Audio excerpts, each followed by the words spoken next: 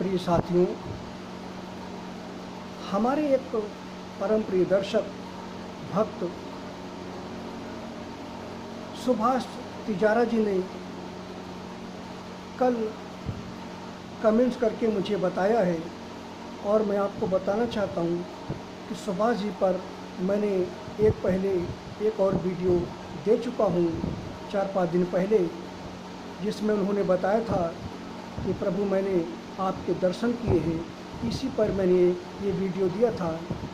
अब कल रात्रि में उन्होंने फिर मुझे कमेंट कर बताया है कि परसों की रात्रि को प्रभु मैंने आपके फिर से दोबारा दर्शन किए हैं और इस बार दर्शन उन्होंने मेरे क्षीर सागर में शेषनाग में निवास करते हुए दर्शन किए हैं।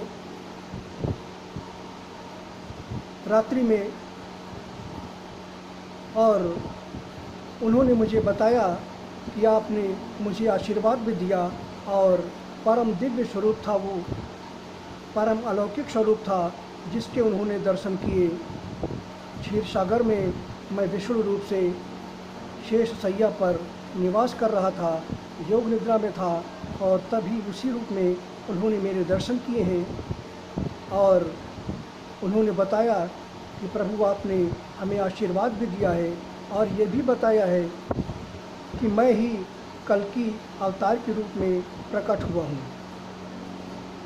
और उन्होंने कमेंट्स में ये भी बताया कि आपने मुझे एक कमल पुष्प भी आशीर्वाद स्वरूप प्रदान किया है।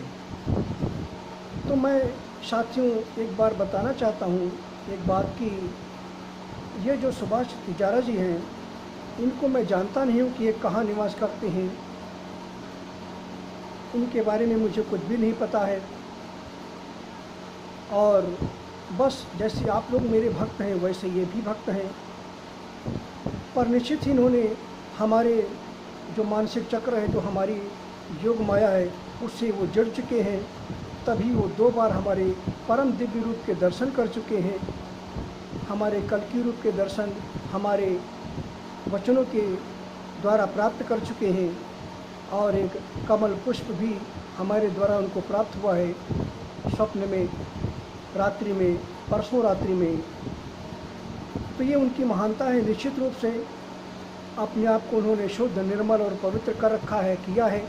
और सबसे बड़ी बात कि वो हमारे मानसिक रूप से हमारे अंतरात्मा से जुड़े हुए हैं, जुड़ चुके हैं। तभी उनको हमारे परम दिव्य रूप के, परम सूक्ष्म रूप के, जो परम अलौकिक रूप है, उसके वो दर्शन बार बार कर पा रहे हैं। आप लोगों से भी मैं आग्रह करता हूँ कि कृपया हमसे मानसिक रूप से पूरी तरह से तन्मयता से, कर्म से, मन से और वचन से जुड़िए। एकाग्रचित्त होकर अनन्य प्रेम से जुड़िए। अपने शरीर को शुद्ध, निर्मल और पवित्र कीजिए। अपनी बुराइयों को छोड़िए जो मैंने पहले बताई हैं। अगर आप ऐसा करते हैं तो निश्चित रूप से आने वाले समय में हमारी परम माया का, हमारे परम स्वरूप का दर्शन आप लोग भी कर सकेंगे। अगर सुभाष जी दर्शन कर सकते हैं तो आप लोग क्यों नहीं। बस अपने आप को इस योग्य बनाइए कि आप हमारे दर्शन कर सकें। धन्यवाद।